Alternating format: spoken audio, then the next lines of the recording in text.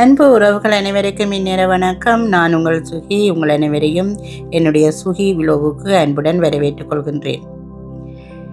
நான் இப்போ நல்ல தேங்காய் புரோட்டி தான் செய்ய போகிறேன். தேங்காய் புரோட்டின்னு சொல்லி சொன்னால் வெங்காய மிளகாய் போட்டு கோதுமை மாவில் நல்ல ஒரு ரொட்டி தான் செய்ய போகிறேன். அதை பார்க்குறதுக்கு முதல் நீங்கள் இன்னும் என்னுடைய சேனலை சப்ஸ்கிரைப் பண்ணலைன்னு சொன்னால் சப்ஸ்கிரைப் பண்ணிக்கொள்ளுங்க.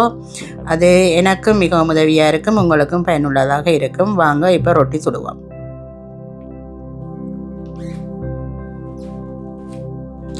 இந்த ரொட்டி சுடுறதுக்கு நான் ஒரு தேங்காய் எடுத்து திருவி எடுத்திருக்கிறேன். இந்த தேங்காய் போய் இதுக்கு போட்டுக்கொள்கிறேன்.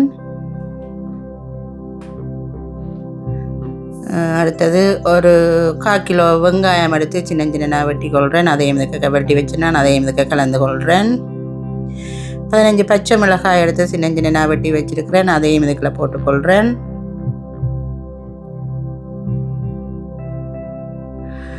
2 தேக்கரண்டி உப்பு சேர்த்துக்கொள்கிறேன். எல்லாத்தையும் நல்லா கலந்து விட்டுக்கொள்கிறேன். இதுக்குள்ள நான் ஒரு மேசக்கரண்டி நெற்சீரகம் சேர்த்துக்கொண்டேன். நான் மன்னிக்கோணும், இதில் வீடியோவில் எடுப்படையில் ஒரு தேக்கரண்டி நெற்சீரகம் சேர்த்துக்கொள்ளுங்க. நெற்சீரகம் நல்ல வாசனையாக நல்ல சுவையாக இருக்கும். இப்போ நான் இது எல்லாத்தையும் நல்லா கலந்து விட்டுக்கொள்கிறேன். நாங்கள் மாவை சேர்க்கைக்கு முன்னே இதில் கலந்து விட்டோம்னு சொல்லி சொன்னால் திருப்பி மாவோட எல்லாம் நல்லாக கலந்து வரும்.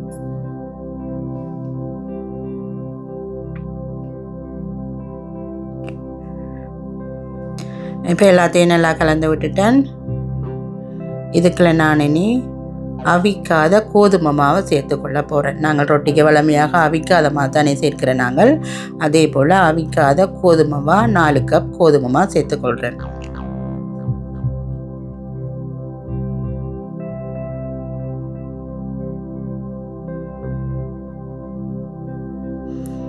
எல்லாத்தையும் சேர்த்து நல்லா கலந்து விடுறேன்.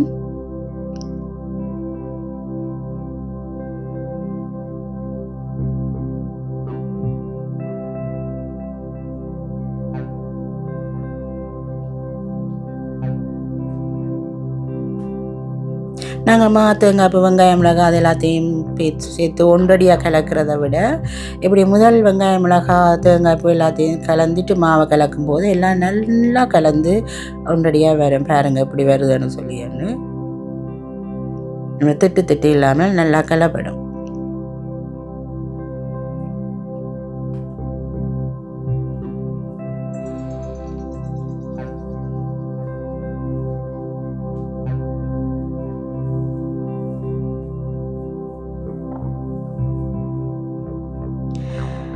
இப்போ மாவையும் சேர்த்து நல்லா கலந்து விட்டுட்டேன். இதுக்குள்ள நான் இனி அளவுக்கு வெதுப்பான சுடு தண்ணி விட்டு தான் நான் இதை குழைக்க போகிறேன்.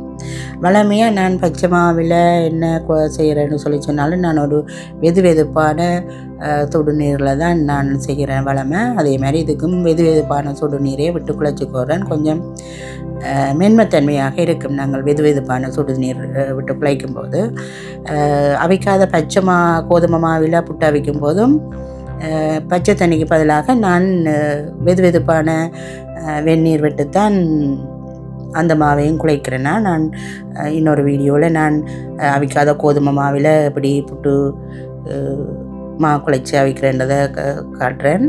இப்போ நான் அந்த வெதுப்பான சுடுதண்ணியை விட்டு தான் இந்த ரொட்டிக்கும் மாவை குழைச்சி கொள்கிறேன்.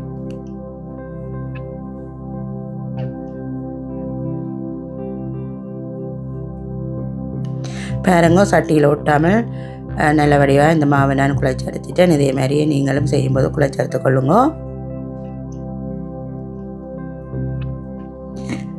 மாவெல்லாம் வடிவாக குழைச்சாச்சு.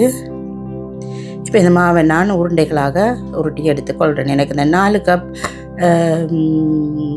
கோதுமை மாவில் தேங்காய் பூ வெங்காயம் மிளகாய்க்கும் எனக்கு 9 உருண்டைகள் வந்தது. நான் 9 உருண்டைகளாக உருட்டி இப்போ தட்டி எடுத்துக்கொள்கிறேன். ரொட்டிகளாக அதை தட்டி எடுத்துக்கொள்கிறேன். நீங்கள் கையாலும் தட்டி எடுத்துக்கொள்ளலாம், இப்படி உருளையாலும் உருட்டி தட்டி எடுத்துக்கொள்ளலாம்.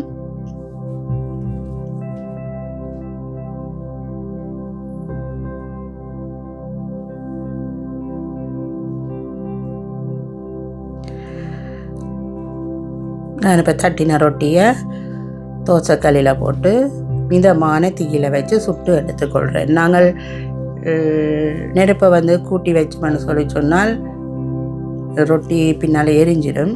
ஒரு மிதமான தீயில நாங்கள் இதை சுட்டு வச்சோம்னு சொன்னால் மாறி மாறி இப்படியே எங்களுக்கு பொன்னிறமாக வரும் வரைக்கும் நாங்கள் மாறி மாறி போட்டு இந்த ரொட்டியை சுட்டு எடுத்துக்கொள்ளலாம். பாருங்கள், இப்படி இந்த நிறத்துக்கு வரும். நல்லா கருப்பாக எரியாமல் ஒரு பொன்னிறமான கலர் வரும் வரைக்கும் நாங்கள் ரொட்டியை மாற்றி மாற்றி திருப்பி போட்டு சுட்டு எடுத்துக்கொள்ளுவோம். உறவுகளை இப்படியே நாங்கள் எல்லா ரொட்டிகளையும் சுட்டு எடுத்துக்கொள்ளுவோம். இப்போ நான் 9 ரொட்டியையும் சுட்டு எடுத்துட்டேன். பாருங்கள், ரொட்டி எவ்வளவு அழகாகவும் முறுமுறுப்பாகவும் வந்திருக்குன்னு சொல்லி இப்படியே நீங்களும் செய்து பாருங்கோ. சுவையான வெங்காய மிளகாய் ரொட்டி சுட்டு சாப்பிட்டு பாருங்கோ. எப்படி வந்திருக்கின்றது உங்களோட கருத்துக்களை என்னுடைய கருத்து பட்டியலை தெரிவியுங்கோ. மீண்டும் இன்னொரு காணொளியில் உங்களை சந்திக்கின்றேன். நன்றி, வணக்கம்.